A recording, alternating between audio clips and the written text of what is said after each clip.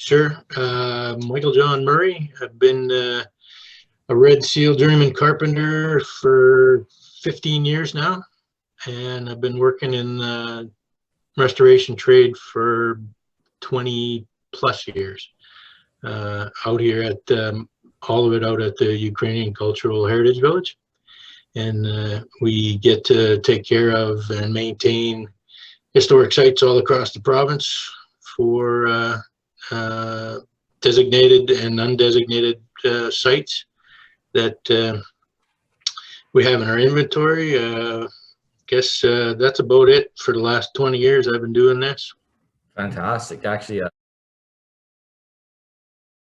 mainly as a carpenter, we do restoration of historic buildings and landscapes. That includes things like mothballing, stabilizing, moving, the regular restoration, maintaining of buildings, structures, cultural, spiritual places, and the landscapes all around those sites as well, for, as I mentioned earlier, designated buildings and some undesignated historic resources right across the province, from far up as we go to just south of Manning in a place called North Star, to as far down as Crow's Nest Pass. We have sites all over in between that we go to. Some of the skills that are needed to do this job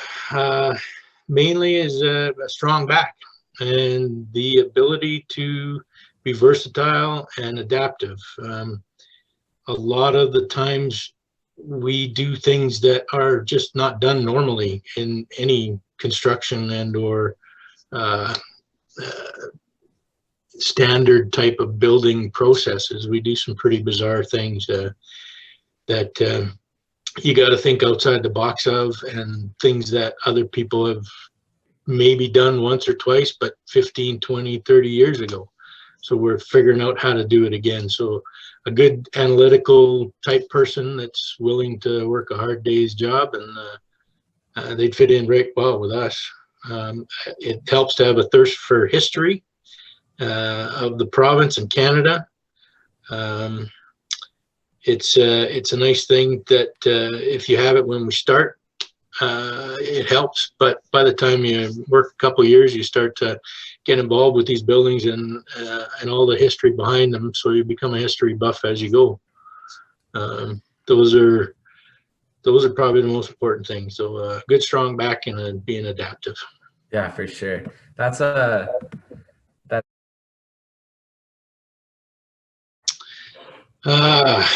well, there's a lot. Some of the materials that we use are getting harder and more expensive to acquire, mostly in the wood aspect. We use at the Ukrainian village especially a lot of rough sawn lumber, and there's a lot less little private sawmills out there anymore. They're just not making a dollar, so it's getting harder to find. And then there's the nice woods like the clear vertical grain cedars and firs that we use for some windows and trim in some of the buildings to restore to the same type of wood that they had originally. They're getting ridiculously, astronomically high prices, as you can imagine. So it's becoming harder to get the justification, especially in a government agency, to spend as much as we'd like to on some of those materials. Some of the other more directly related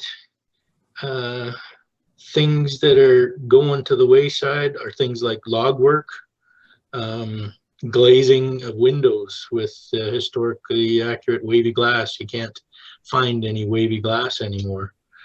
And unless it's an old building that's getting demolished, we get people donate sometimes, and we can go and rescue a whole bunch of windows and doors and hardware from the place before they bulldoze it down and burn it, because it's just not of any value to the family anymore.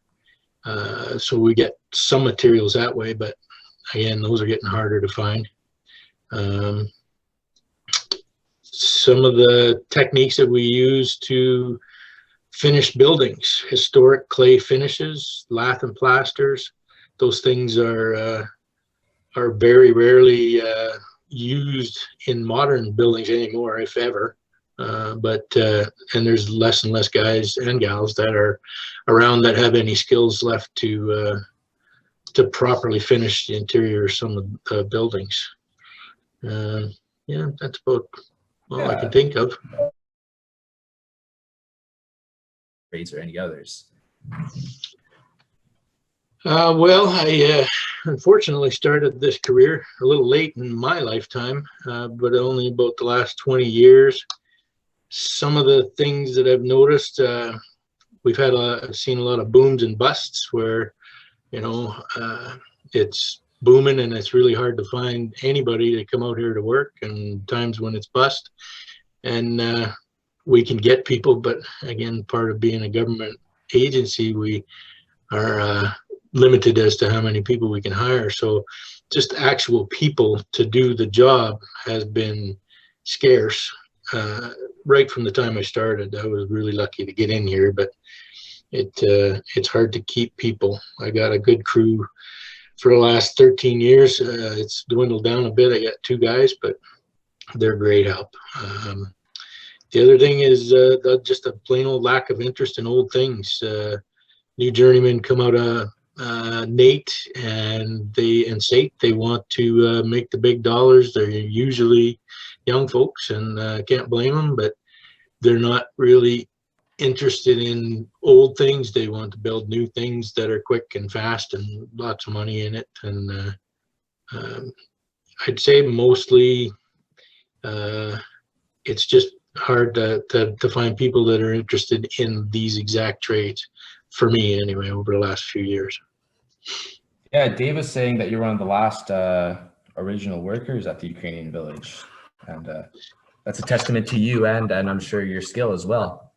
Well, yeah, thanks. It's true. It's the old crew is about ready to retire, and I hope that I get an opportunity to get somebody young in here to take over, but you just never know these days. That's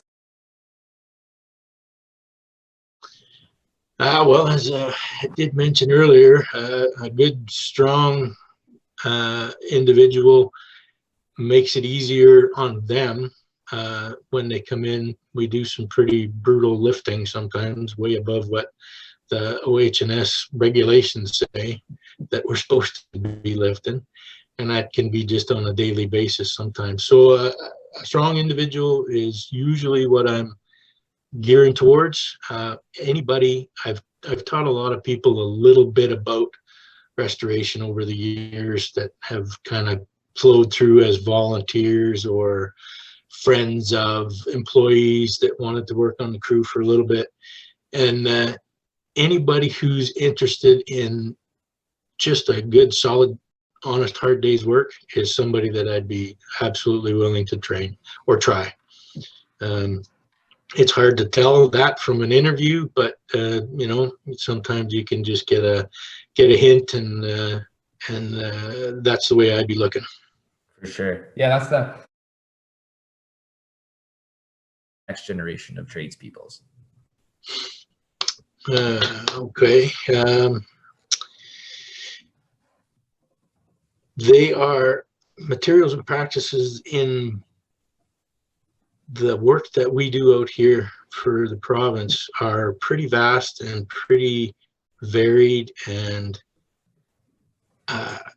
there's a lot of things that you never really get great at, but you do, once every 5 years, and you have to kind of relearn it again. So somebody who's willing to learn makes it right off the bat an easier thing. If they're just available to take in what you teach them and make mistakes and then move on, that's a great thing. I look at it as kind of a legacy thing with these buildings that we take care of. You get a good feeling maintaining something, especially with a story like these buildings have out here. We refer to them by the family's name that we got the house from, right? So it's the Greco house. Go work on the loose barn, which Dave helped us with. So we keep that alive in just our daily tasks of going to do these buildings, and to be able to say that, yeah, I was working on that building for 20 years and it's maintained for the next guy to maintain for another 20 years, because the idea is to have them around forever. It's a pretty good feeling to walk away at the end of the day and at the end of a career someday saying, yeah, I did my part to maintain the province's heritage and the history of the people and the stories that they told and lived in these places. I think that's very I'll put a pin in that, and I think that's a really profound way of putting it, is conserving the heritage and preserving the heritage of Alberta and these buildings. And just if you want to add more on why you feel it's important, that'd be something that I'd like to like to hear. What else I got here?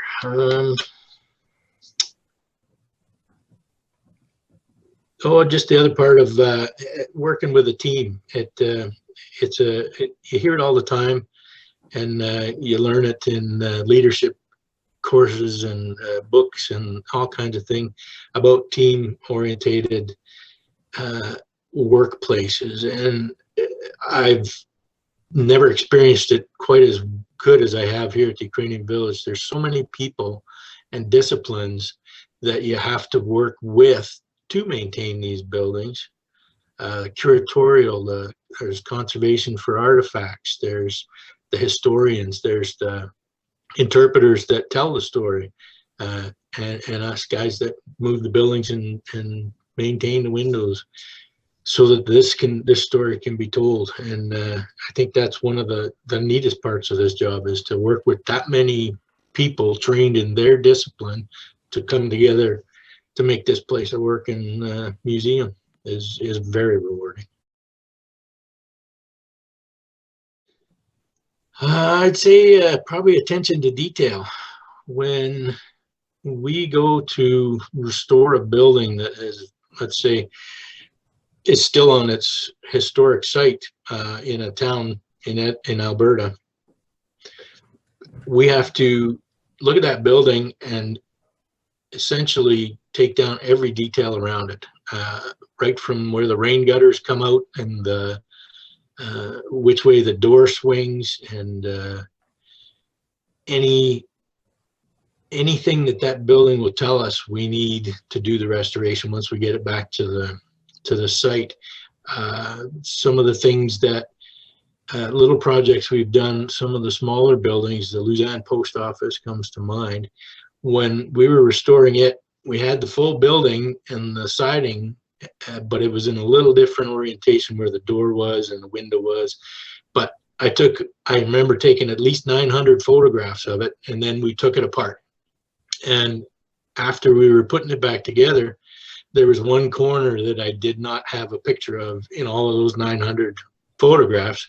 And we just had to, it wasn't a big detail, but it was something that I couldn't say was right or wrong from the photograph. So we just went with what looked right and carried on. But just that little detail of one photograph that out of 1,000 that I didn't have kind of made me think that that's the best part about this job is if you don't capture all of the details before you take it apart, it's really hard to put it back together again accurately.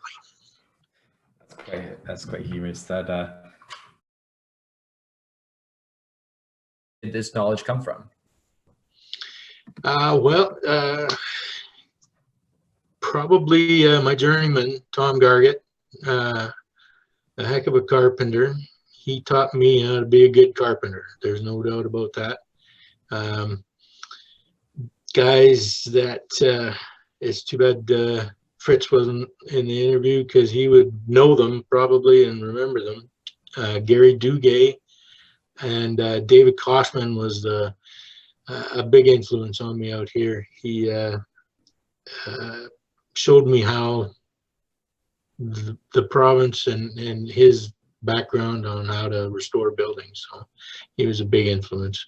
And all of the coworkers that I have on site, the guys that I work with today, they have different varied backgrounds, and they bring a lot to the table when we're solving problems. You know, Jerry and Vince, they come up with ways to attack some problem that we have from the other side, from where I'm not thinking. So those guys definitely have influenced me and helped me along the way too.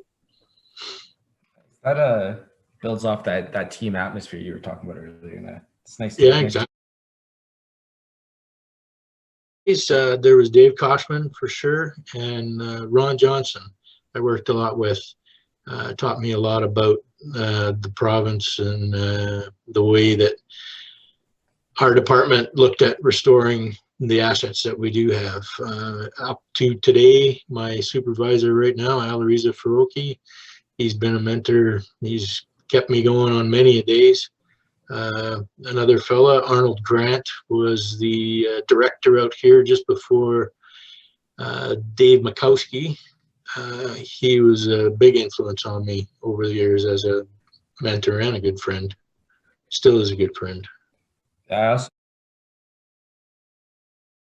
One of the things that I have noticed over the years, especially training new guys that are coming on to the crew, is the fact that we sometimes have to lower the quality of work that we do. And it's not in a bad way. You need to have a high standard of work, but sometimes we're recreating something from the past that was done by someone who's not a carpenter, but this is what we have to restore it to. We don't fix mistakes, essentially. We restore the building to the way it was originally. And I remember the first set of stairs I built after Nate, you know, they go through years of math and it's got to be code, and it's got to be this, and it's got to be that, exact dimensions. And here I have to build 2 sets of stairs for the church that's out here that are completely crooked, and all of the rise is a different rise, and they're a different tread size, and I have to build them because they're falling apart, and I have to make them safe. So, but I can't fix the mistakes. So I think that was one of the hardest parts, was to be able to, and in a sense, you're not lowering your quality, you're just lowering your standards to fit what needs to be done. A lot of people have a hard time with that. Yeah, that's I think something that we're going back there to what I was mentioning earlier, a few of the things that are pretty specific to the job we do out here is rough sawn lumber, and the very knot free vertical grain cedars and fir are the mainstay of the type of woods we use. Some of the other things, materials, wavy glass. I mentioned it's just not made anymore. So we have stacks of glass in our shop, thousands of pounds to be fair, of glass waiting to be used in some windows that break on site and other sites. Clay plaster, something that you can buy clay from certain construction, like greenhouses and such like that, but it's not the right type of clay for us to use to clay plaster some of the buildings out on this site. So we dig our own clay, and we find it in the back 40 where the horses are on site here, and we'll dig up tons and tons of that over the years to put on some of the buildings.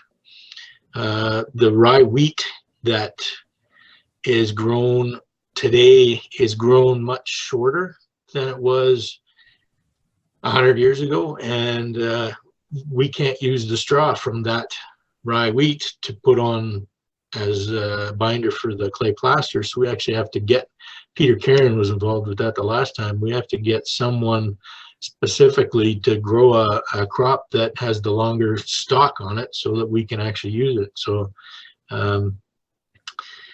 it's not grown anymore, so it's hard to find.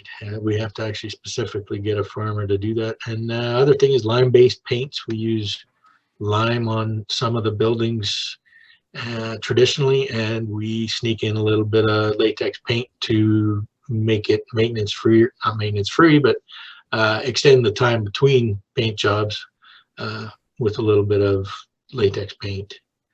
Yeah, that's slot screws. There's another thing that you wouldn't think of, but they're not hard to find, but they're definitely not as easy to find as you could in a hardware store. You can walk in and get any other type of screw, but the ones specifically that we need for doors and windows out here, I actually have to take them and put them in an acid bath to remove the nickel plating, and then so that they'll rust just like the old ones did.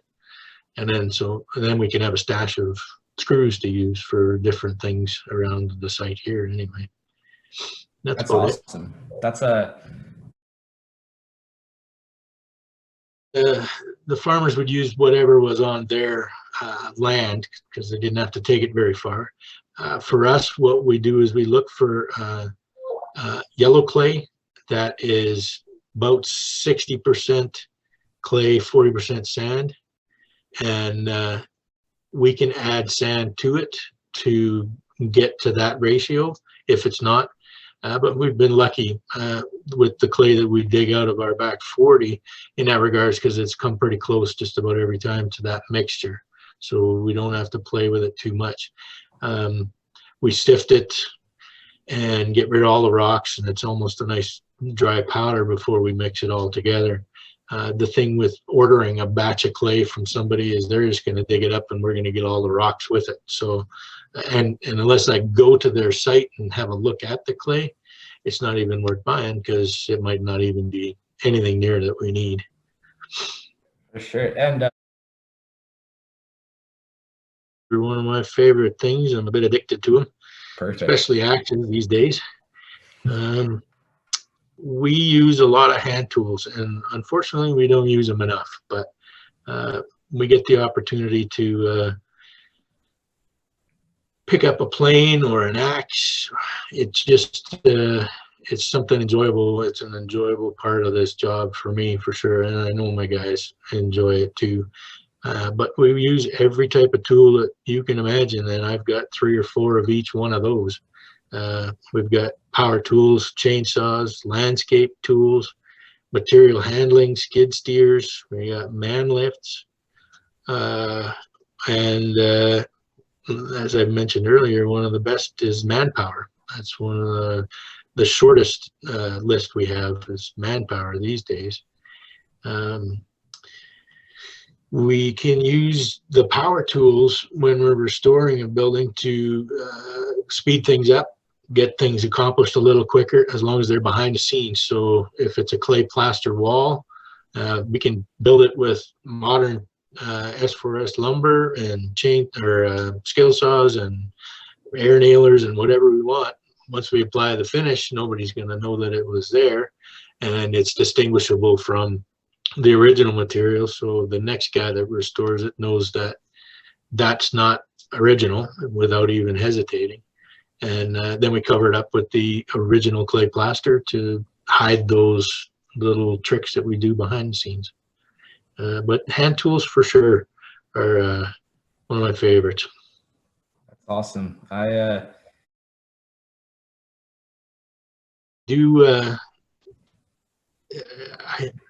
kind of relate when I'm training people to use a table saw, for instance. I always refer to it as being like a ninja. You have to put the board into the saw and make it continuously flow through the saw. So as you're walking towards, like especially with a longer board, like a 12 or a 16-foot board, you're way away from the table saw and you've got 10 steps to get there.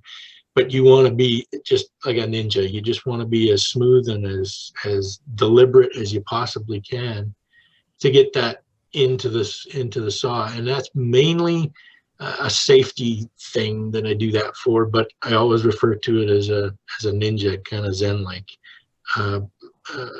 The active using hand planes, as I referred to there earlier, I definitely get into a zen pattern there.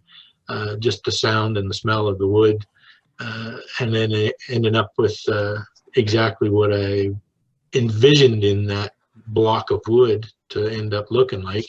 And getting there is a pretty satisfying feel. What else is there that I got? I think probably when it comes to teaching people, I've shown a lot of people a little bit about everything to do with what we do out here, and to watch them struggle with it at the beginning, and then after a little bit of coaching and let them at it, they come out of there with a pretty big smile, and they stand a little taller, and that makes me feel pretty good too. The watching somebody else enjoy what I do, for sure.